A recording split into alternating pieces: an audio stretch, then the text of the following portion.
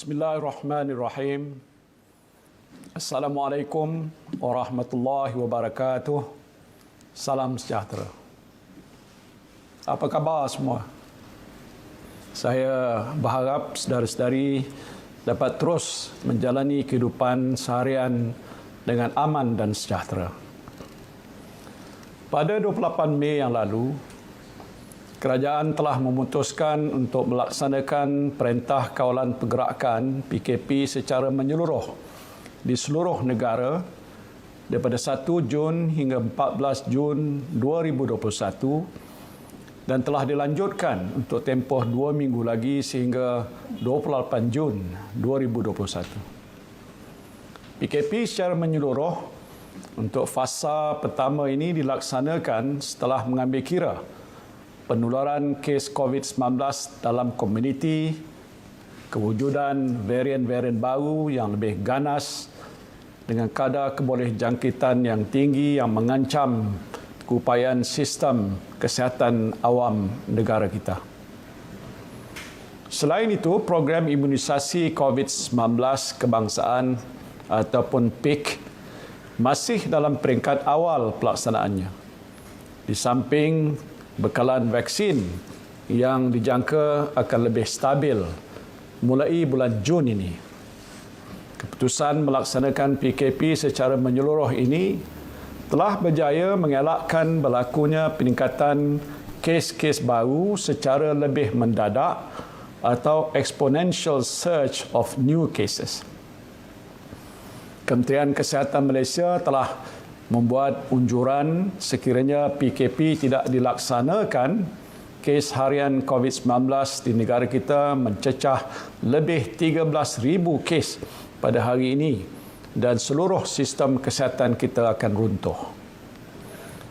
Namun Alhamdulillah, dengan pelaksanaan PKP fasa pertama ini, kita dapat menyaksikan graf jangkitan kes COVID-19 telah mula menunjukkan tren melandai dengan mencatatkan 4,949 kes malam berbanding 9,020 kes pada 29 Mei 2021, iaitu kes harian tertinggi yang dicatatkan di negara kita.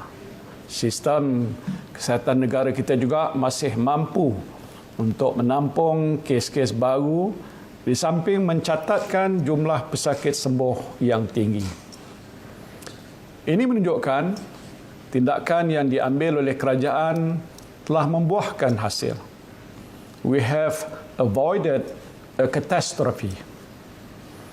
Saudara dan saudari yang saya kasihi sekalian, keputusan melaksanakan PKP ini bukanlah suatu yang mudah. Dari segi ekonomi negara, kita kehilangan 1 bilion ringgit sehari sepanjang PKP dilaksanakan pada masa ini. Saya telah mengumumkan pakej rancangan ekonomi dan bantuan keuangan Pemekasa Plus bernilai 40 bilion ringgit dengan suntikan fiskal sebanyak 5 bilion ringgit. Saya berharap bantuan daripada kerajaan ini dapat meringankan beban yang ditanggung oleh individu dan perniagaan yang terkesan. Namun kita tidak boleh berterusan begini.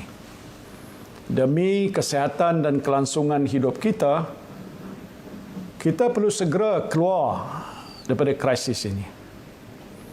Pada hari ini saya ingin mengumumkan Pelan Pemulihan Negara. Pelan Pemulihan Negara yang merupakan satu strategi peralihan keluar secara berfasa daripada Camelot pandemik COVID-19. Kerajaan telah merangka pelan ini dengan membuat pertimbangan sebaik mungkin bagi memastikan setiap keputusan yang diambil adalah untuk melindungi nyawa dan memastikan kelangsungan hidup saudara dan saudari sekalian. Ini juga mengambil kira ancaman COVID-19 yang masih menular dalam komuniti dan bilangan kes aktif yang tinggi di hospital. Pelan ini merupakan satu panduan yang dirangka secara berhati-hati berdasarkan data dan sains untuk membolehkan kita semua kembali kepada kehidupan harian biasa ataupun back to normalcy. Di samping itu, peningkatan bekalan vaksin sebanyak 16 juta dos pada hujung bulan Julai ini serta peningkatan kadar pemberian vaksin harian membuatkan kita lebih yakin untuk menjayakan pelan pemulihan negara.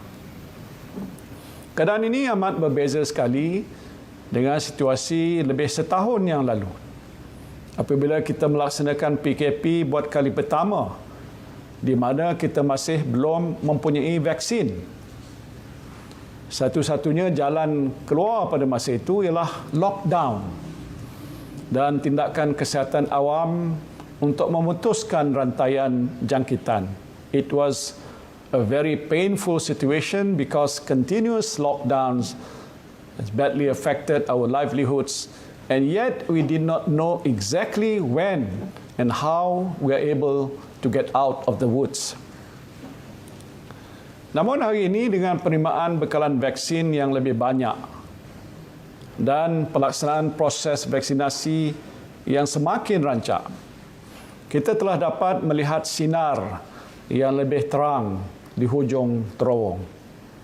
Pada permulaan program imunisasi COVID-19 kebangsaan, kadar vaksinasi adalah sekitar 5,000 hingga 8,000 dos sehari dan telah meningkat ke 50,000 hingga 80,000 sekitar bulan Mei. Malah semalam, kadar vaksinasi telah mencecah 197,963 dos, hampir 200,000. Dan saya yakin usaha ini akan terus dipertingkatkan hingga lebih 300,000 dos sehari dalam bulan-bulan yang mendatang. Kita bukan saja sudah berjaya memberikan vaksinasi kepada hampir kesemua frontliners. Malahan lebih 50% daripada golongan yang berusia 60 tahun ke atas telah menerima dos pertama. Dan kita akan terus mengutamakan golongan rentan COVID-19 yang lain seperti mereka yang mempunyai comorbidity dan seterusnya mereka yang berusia 18 tahun ke atas. Terkini kerajaan sedang mengkaji pemberian vaksin pada anak-anak kita yang berusia 12 hingga 17 tahun.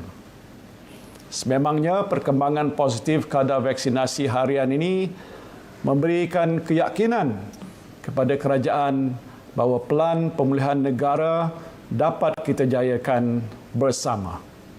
Ini kerana lebih ramai yang dilindungi dengan vaksinasi, semakin longgar kawalan pergerakan yang boleh kita laksanakan, lebih banyak sektor ekonomi dan sosial yang boleh dibuka dan kita boleh mula beralih secara teratur dan selamat kepada norma kehidupan pra-pandemik, insya-Allah.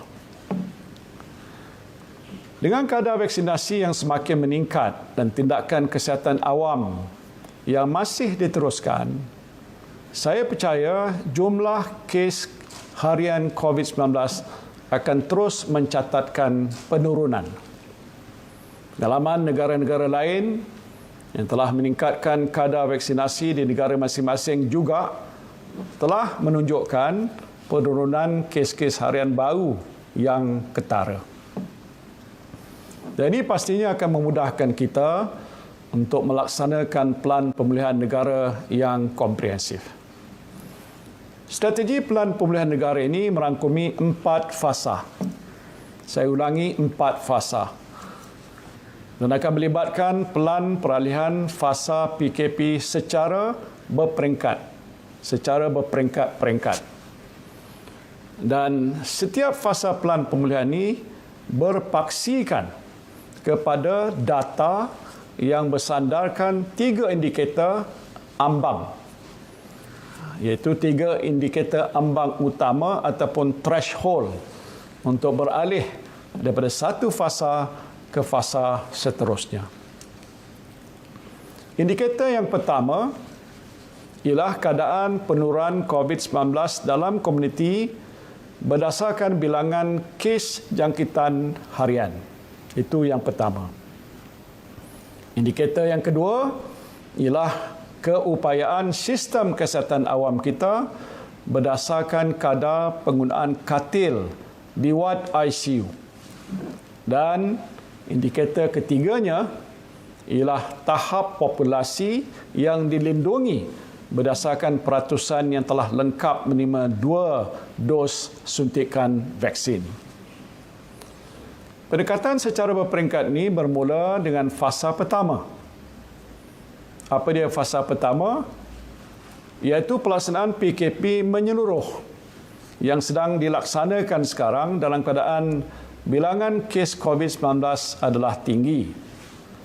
Sistem kesihatan awam di tahap yang kritikal sekarang ni dan kadar pencapaian vaksinasi yang masih rendah.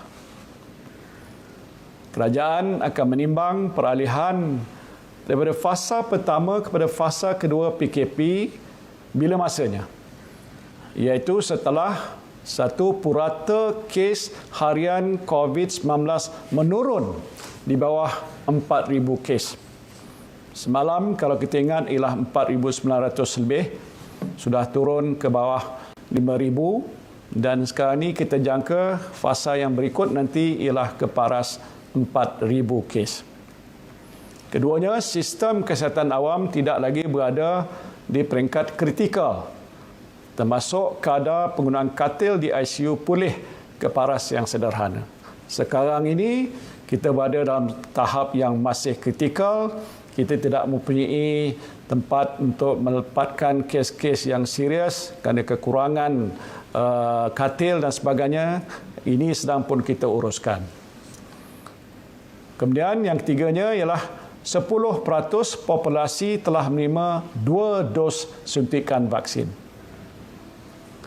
Fasa kedua merupakan kesinambungan daripada fasa pertama dengan aktiviti sosial dan kawalan pergerakan terus dikawal lagi dengan ketat. Semasa fasa kedua nanti, aktiviti ekonomi akan dibuka secara berperingkat dengan membenarkan kapasiti pekerja sehingga 80% di premis. Sekarang ini maksimumnya 60%. Pendekatan senarai positif diteruskan, iaitu hanya sektor yang tersenarai dibenarkan beroperasi, manakala yang tidak tersenarai masih kekal ditutup. Senarai positif daripada fasa 1 akan juga diperluaskan semasa fasa 2 dengan menambahkan beberapa sektor-sektor lagi. Dan aktiviti sosial dan rentas negeri masih tidak dibenarkan. Penambahan sektor senarai positif semasa fasa 2 ini termasuk aktiviti pembuatan seperti simen untuk memastikan kelangsungan pembinaan yang dibenarkan serta aktiviti peruncitan seperti barangan elektronik dan komputer bagi menyokong mereka yang bekerja dari rumah. Dan semasa fasa 2, dengan pendekatan senarai positif, masih terdapat aktiviti pembuatan, pembinaan, peruncitan dan perkhidmatan yang tidak disenaraikan dan kekal tidak beroperasi seperti pembuatan tekstil dan kedai perabot. Fasa ketiga pula melibatkan peralihan daripada pendekatan senarai positif kepada senarai negatif, iaitu di mana semua aktiviti ekonomi dibenarkan beroperasi kecuali aktiviti yang berisiko tinggi untuk jangkitan COVID-19 yang masih kekal ditutup. Kita boleh beralih kepada fasa ketiga sekiranya kita berjaya mencapai nilai ambang atau threshold yang berikut, iaitu purata kes harian COVID-19 menurun ke paras 2,000 kes. Keduanya, sistem kesihatan awam berada di tahap selesa dengan penurunan kadar penggunaan katil di ICU ke paras yang mencukupi. Dan 40% populasi negara kita telah menerima dua dos suntikan vaksin. Nilai ambang ini dijangka dapat dicapai paling awal pada akhir bulan Ogos 2021. Semasa fasa ketiga ini, semua sektor ekonomi akan dibenarkan beroperasi kecuali aktiviti yang tersenarai dalam senarai negatif, iaitu aktiviti yang berisiko tinggi yang menyebabkan jangkitan COVID-19 ataupun melibatkan keramaian. Sektor ekonomi akan kekal dibenarkan beroperasi pada kapasiti 80% seperti fasa kedua. Aktiviti sosial termasuk pendidikan dan sukan tertentu boleh mula dibuka secara berperingkat-peringkat. Untuk fasa 3, semua aktiviti pembuatan akan dibenarkan beroperasi tertakluk kepada SOP dan hard capacity.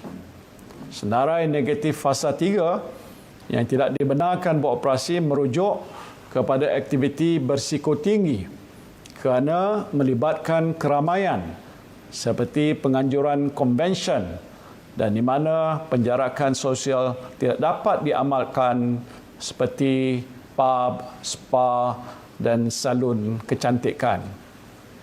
Kelonggaran kepada hard capacity akan dipertimbangkan untuk membolehkan syarikat beroperasi sepenuhnya setelah pekerjanya telah divaksinasi. Saya ingin memberikan komitmen bahawa sidang parlimen, ini penting, sidang parlimen boleh diadakan dalam fasa ini, iaitu sekitar bulan September atau Oktober dengan mengikut SOP yang ketat. Dan ini adalah pendirian saya dari awal bahawa sistem demokrasi berparlimen boleh berfungsi semula pada masa yang sesuai, iaitu setelah kes-kes COVID-19 terkawal dan kita hampir mencapai imuniti berkelompok. Saya akan terus mendukung prinsip demokrasi berparlimen dan raja berperlembagaan. Jangan ada pihak-pihak yang sengaja menimbulkan keresahan dan kecelaruan dalam kalangan rakyat sehingga mengganggu tugas utama kerajaan untuk menangani pandemik COVID-19. Daripada fasa ketiga, kita akan dapat beralih kepada fasa keempat. Sekiranya kita berjaya mencapai nilai ambang berikut, iaitu purata kes harian COVID-19 menurun ke suatu paras bawah 500 kes. Sistem kesihatan awam kita berada di paras yang selamat, termasuklah kadar penggunaan katil di ICU di paras yang mencukupi dan 60% populasi negara ini telah menerima 2 dos suntikan vaksin. Berdasarkan unjuran pelaksanaan program imunisasi COVID-19 kebangsaan, peralihan ini dijangka dapat dilaksanakan seawal akhir bulan Oktober 2021. Fasa keempat adalah fasa terakhir Pelan Pemulihan Negara di mana kita seboleh mungkin dapat kembali semula pada norma kehidupan seharian. Semua sektor ekonomi akan dibuka, lebih banyak aktiviti sosial akan dibenarkan, perjalanan rentas negeri dibolehkan, pelancongan domestik juga akan dibuka tertakluk kepada SOP yang ketat. Fasa ini dapat dilaksanakan apabila bilangan kes COVID-19 adalah rendah. Sistem kesihatan awam adalah di tahap yang selamat dan program vaksinasi telah mencapai tahap imuniti berkelompok ataupun herd immunity selewat-lewatnya pada akhir tahun ini. Pelan ini juga merupakan pelan yang dinamik di mana sekiranya kita berjaya dalam 3 indikator utama pada mana-mana fasa, kerajaan boleh terus mengambil keputusan untuk bergerak ke fasa seterusnya. Kesemua SOP bagi fasa-fasa yang saya sebutkan tadi akan diperincikan oleh Majlis Keselamatan Negara MKN dan diumumkan dalam masa yang terdekat. Saudara dan saudari yang saya kasihi sekalian, saya sering menerima permintaan supaya acara-acara sukan seperti perlawanan bola sepak dengan kehadiran penonton di stadium dibenarkan, majlis-majlis sosial diadakan, dan yang paling banyak saya terima ialah rayuan untuk balik ke kampung, untuk menziarahi ibu bapa, sanak saudara dan ahli keluarga tersayang. Sabar dulu. Pada masa ini, perkara-perkara ini masih tak dapat kita lakukan. Kita mesti utamakan usaha untuk memutuskan rantaian jangkitan COVID-19 dahulu. InsyaAllah apabila kita telah mencapai imuniti kelompok pada fasa keempat, perkara-perkara ini dapat kita lakukan secara berperingkat-peringkat dengan pematuhan kepada SOP yang ketat. Kejayaan kita mencapai imuniti kelompok pula bergantung kepada berapa ramai rakyat negara ini dapat menerima suntikan vaksin. Alhamdulillah, setakat ini lebih 4.5 juta dos suntikan telah berjaya diberikan kepada rakyat Malaysia, di mana 3.2 juta telah menerima dos pertama dan 1.4 juta telah lengkap menerima 2 dos vaksin. InsyaAllah, selepas ini lebih ramai rakyat akan mendapat temujanji suntikan vaksin dan berpeluanglah menerima dos pertama setelah lebih banyak bekalan vaksin diterima mulai bulan ini, insyaAllah. Pada mereka yang masih belum mendaftar untuk mendapatkan suntikan vaksin, segeralah berbuat demikian di aplikasi MySejahtera. Sehingga kini jumlah mereka yang telah berdaftar adalah seramai 13.8 juta orang. Dan sasaran ini adalah untuk memastikan sekurang-kurangnya 26 juta populasi di Malaysia diberikan vaksin menjelang akhir tahun ini bagi mencapai imuniti kelompok. Sementara itu, kita mestilah terus bersabar dan berdisiplin.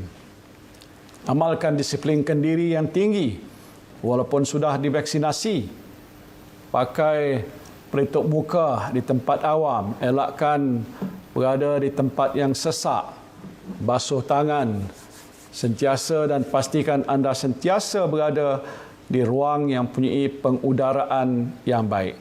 Lebih tinggi disiplin kita menjaga SOP, maka lebih cepat kes-kes harian COVID-19 turun, lebih ramai daripada kita mendapat suntikan vaksin, insya-Allah lebih cepatlah kita mencapai imuniti kelompok, dan dengan izin Allah Subhanahu wa taala kita akan dapat keluar daripada krisis yang sedang kita hadapi ini bersama-sama. The more we exercise self-discipline by complying to the SOPs and get ourselves vaccinated, the sooner we can get out of this crisis. Saya faham bahawa ramai daripada anda yang merasa gusar, takut dan terkesan teruk akibat pandemik ini, baik dari segi fizikal maupun emosi. Ada di antara anda yang kehilangan orang tersayang, berkurang punca pendapatan dan diselubungi keresahan yang berpanjangan. Namun kita jangan sekali-kali mengalah. Kita perlu terus berjuang, bersatu hati dan tenaga dalam menjayakan pelan pemulihan negara ini bersama-sama sebagai sebuah bangsa Malaysia yang cekal dan berhati kental. Saya berjanji kerajaan akan terus membantu sedaya yang mampu tanpa pernah putus berusaha dan berikhtiar supaya dapat bersama-sama kita keluar dari Camelot pandemik ini secepat mungkin. We owe it to Malaysia to fight the threats that this pandemic poses to our collective future together. We must remain steadfast and resolute in our commitment to fight and win this war on COVID-19. We must never waver, and defeat is just simply not an option. It is my sincere hope that this national recovery plan will guide us cautiously but progressively towards reclaiming our much treasured freedoms while doing all we can to protect the lives and livelihoods of Malaysians. I am cautiously optimistic that with proper planning, execution, and support from all Malaysians, we can emerge victorious and stronger from this crisis. Ultimately, the greatest lesson that COVID-19 can teach humanity is that we are all in this together. We are a strong nation and people who have proven our mettle in overcoming all past crises that have befallen us. We have a collective responsibility to each other and to our families and friends. Akhirnya kepada Allah jualah kita memohon pertolongan dan dialah sebaik-baik pelindung. Stay safe, lindung diri, lindung semua, teguh kita menang bersama. Wabillahi taufiq wal hidayah. Assalamualaikum warahmatullahi wabarakatuh.